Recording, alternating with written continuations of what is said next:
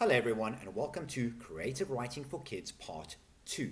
Today we are going to start to discuss stories, how to write stories by planning stories. There are many ways to do this, but I'm going to show you an easy way to get your brain working.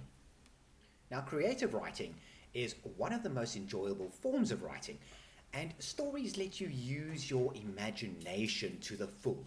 Not only do you get to use your imagination, but it also teaches you how to take the ideas that you already have and make something out of them. So today I'm going to introduce you to the different elements of storytelling. The word elements here just means the different parts. When you are making biscuits, for example, you would use flour and sugar and chocolate chips because you can't make biscuits without chocolate chips, okay? And all kinds of different ingredients. Well, a story also has ingredients, only we don't call them ingredients, we call them elements.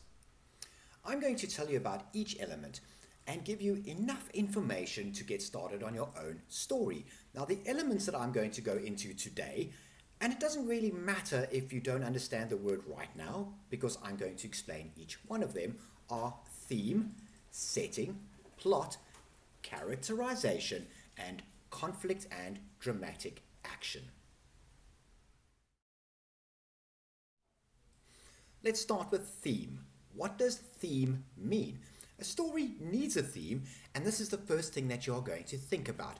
What a theme really is what the story is about, what the message is. It could be the subject of your story or the problem that your characters are facing. So, for example, you could have a story about a boy who enjoys riding skateboards.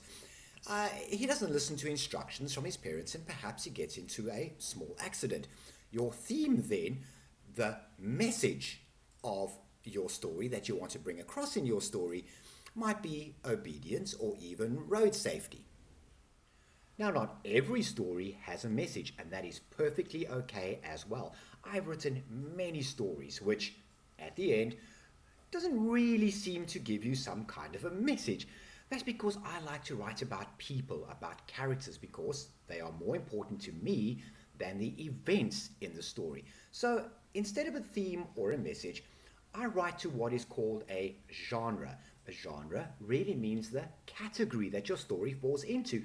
It could be a horror story or a love story. It could be a mystery or a detective story, a war story or a family story. What is important is knowing what category your story falls into. Secondly, your setting. Now, setting is the place in which your story happens. Perhaps you choose to set your story on a farm or in a mansion. Whatever you choose, that is your setting. Your setting, though, can also be time, can be a time. It could be in the past, it could be in the present, it could be sometime in the future. But what is important, though, is that if you have chosen to set your story in, say, the future, that you make sure that the place fits the time. You won't, for example, have a spaceship if your story is set 100 years ago. Thirdly, plot. Now the plot is the overall story, the sequence of events, what happens from A to B to C to D. This is a way of saying what happens first in your story, what happens then, what happens next in the story, and what happens last, what happens at the end. I have a whole other video just on this, so today I'm not going to dwell on plot all that much. Instead, go and have a look at this video where I show you exactly how to outline a story by using a simple method. What happened first, what happened next, what happened then, and what happened last. Fourthly, characterization.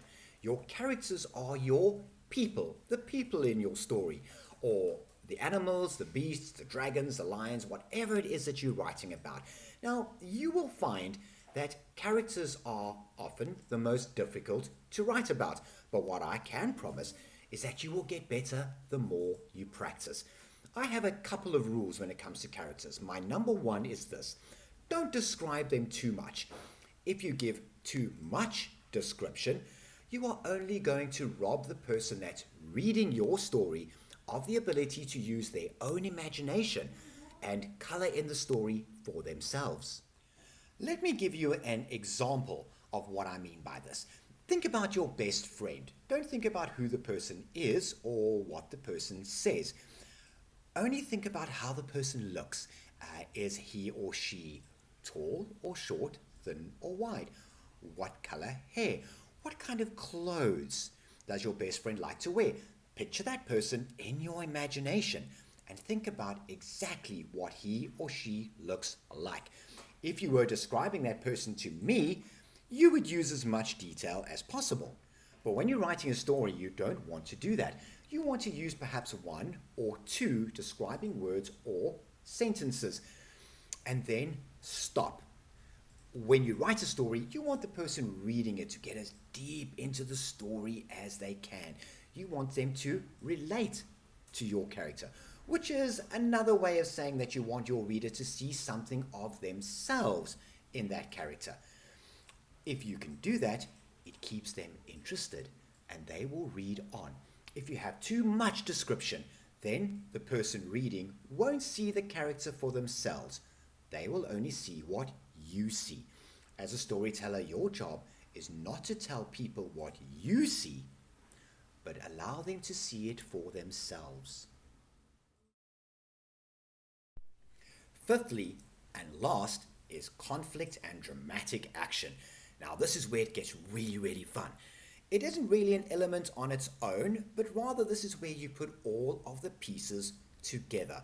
I call this narration, moving the story from one point to another and using all your elements to do so. Let me think of a quick and practical example for you. Now, the genre I'm going to pick is suspense. Let's say it's a monster story, okay? The setting is a building, like an apartment building or a block of flats. All of us know what an apartment building looks like, so I don't have to describe it too much, do I? Because you already know what it looks like, I'm going to let your mind fill in all the details or the blanks on its own. I also know that the setting is the present day, so you can expect the light fittings and the elevators to have a more of a modern look and not to be too old. I have two characters. The first is a tall man with dark hair. We all know someone that is tall with dark hair, so I don't have to describe that person further, do I? I would rather let you see that man for yourself in your imagination. My second character is my monster. Now, when you have a character that is not normal, you can add some more description. So let us say that the monster is purple, has 4 arms, has 10 eyes. Now you know something and you can let your mind fill in the rest. Now for the plot. What happens first? The man could be running down a hallway. What happens next? The monster appears at the top of a flight of stairs just as the man is about to go up. He thought the monster was behind him, so now he hesitates. What happens then? He turns and he runs the other way, perhaps down the stairs instead of up. Perhaps he runs into a kitchen and now finds himself trapped. The monster appears at the door. What happens last? Well, I don't know. That's up to you. Does the man fight back and win? Does he fight back and he loses? Does he not fight back at all and something else happens? I don't know. And that's the beauty of storytelling. You get to decide for yourself. Again, I would encourage you to have a look at the video on plot that I mentioned earlier, because this gives you a good detailed way to outline your story. But you can already see from this how we can take the elements, the ingredients of theme and setting and character and plot and bring them all together in one. I'm also very shortly going to release a free ebook for you to teach you and that you can use to practice for yourself. I will send it out on my weekly newsletter, so have a look in the description below because that is where the link will be to subscribe to this newsletter. And again, thank you for watching. If you haven't already done so, hit subscribe, hit the bell icon, and watch this playlist as I add more and more information in the weeks to come.